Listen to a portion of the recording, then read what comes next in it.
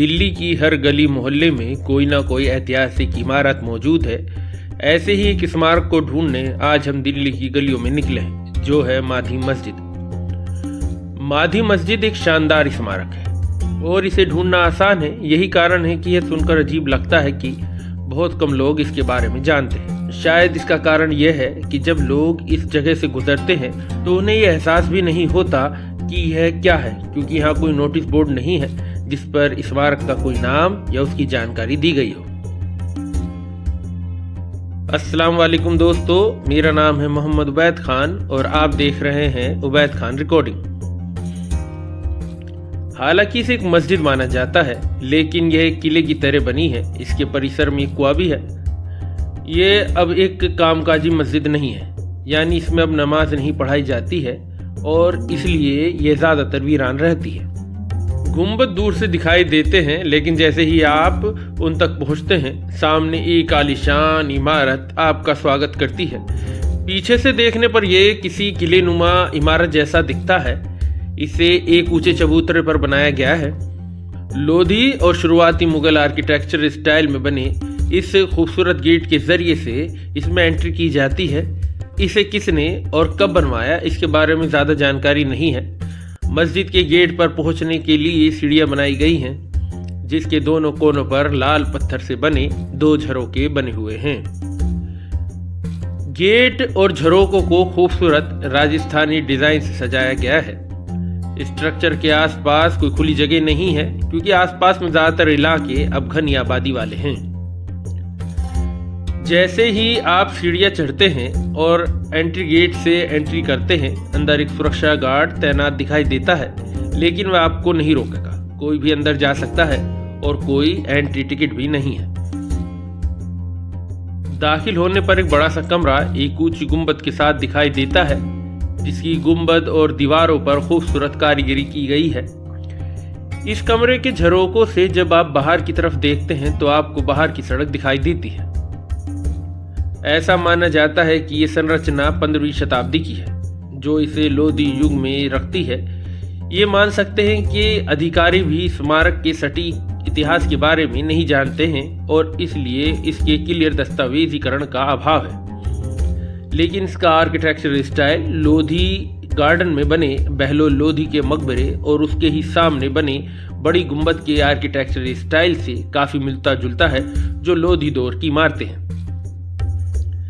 यह मेहरौली पुरातत्व पार्क के ठीक बगल में मौजूद है, लेकिन ये पार्क की सीमाओं के अंदर नहीं आता है। जब हम कमरे के दूसरे गेट की तरफ चलते हैं तो आपको आश्चर्यजनक रूप से एक विशाल खुला परिसर दिखाई देगा। परिसर के बीच में 2 बड़े बड़े ऊंचे चबूतरे बने हुए हैं। इन चबूतरों पर कुछ कब्रें दिखाई देती हैं और एक कब्र मस्जिद परिसर की जमीन पर दिखाई देती है। ये कब्रें किसकी हैं और कब बनवाई गई थी, ये तो मालूम नहीं है। भले ही डिटेल्स की भारी कमी है, फिर भी ये माना जा सकता है कि यह एक दीवार वाली मस्जिद थी और उसके अंदर एक सामान्य मस्जिद भी थी। एक समय में इसे अच्छी तरह से सजाया गया था, जैसा कि दीवारों और गुंबदों पर अब भी घिसी हुई है, लेकिन अभी भी दिखाई देने वाली नीली टाइलों से पता चलता है कि इसका अतीत शानदार था।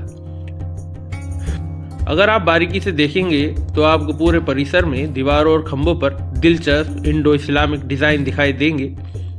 मस्जिद की किबला रुख की एक तरफ 3 मेहराबदार गेट बनाए गए हैं,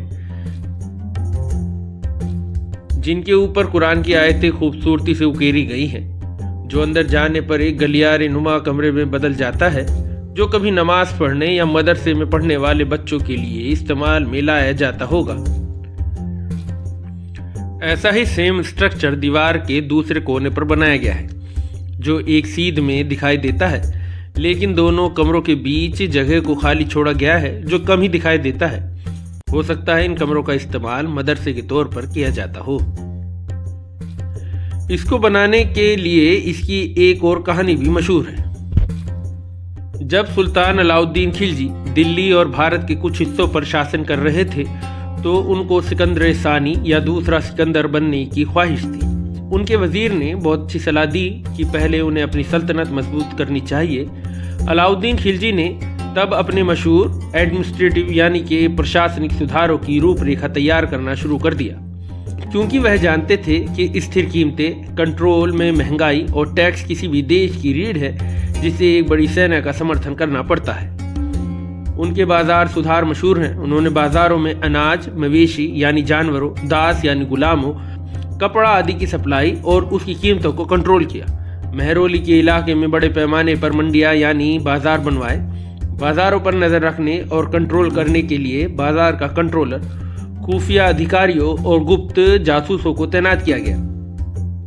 अनाज व्यापारियों को बाजार कंट्रोलर के मातहत रखा गया, जिससे व्यापारी बाजार को गलत तरीके से प्रभावित नहीं कर सकते थे। ऐसे ही एक मंडी लाडो सराय इलाके में रही होगी। हर इलाके की अपनी एक मस्जिद थी। यह कोई और नहीं बल्कि वही मस्जिद है जिसे माधी मस्जिद के नाम से जाना जाता है। कहीं ना कहीं ये नाम बिगड़ा हुआ नाम है। मुझे हमेशा आश्चर्य होता था क्योंकि इस शब्द का मेरे लिए कोई मतलब नहीं था। मौलवी अशरफ हुसैन ने 1936 में दिल्ली के पुराने दस्तावेजों पर लिखी अपनी किताब में इसे मंडी वाली मस्जिद कहा है और ये निश्चित तौर से बिल्कुल सही समझ में आता है। मुझे लगता है कि मस्जिद पहले अलाउद्दीन खिलजी के दौर में बनवाई गई थी और बाद में लोधी दौर में इसका विस्तार यानी कि एक्सपेंशन किया गया होगा, क्योंकि मेहरौली खिलजी दौर का शहर है। यहाँ लोधी दौर की कोई खास ऐतिहासिक इमारतें नहीं हैं।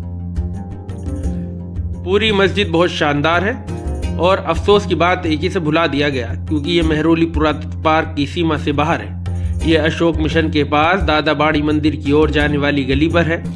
अगर आप असलियत में मध्य दौर के आर्किटेक्चर में इंटरेस्ट रखते हैं लेकिन हर समय उन्हीं स्थलों पर जाकर थक गए हैं, तो माधी मस्जिद आपके लिए एक ताज़ा बदलाव होगा जो मेहरौली में मौजूद है। आज का ये ब्लॉग हम यहीं ख़त्म करते हैं। आपको हमारा ब्लॉग कैसा लगा हमें कमेंट्स में ज़रूर बताएं। हमारी आने वाली वीडियो को देखने के लिए बेल आइकन के बटन को दबाएं, चैनल को लाइक करें, सब्सक्राइब करें। शब बखैर।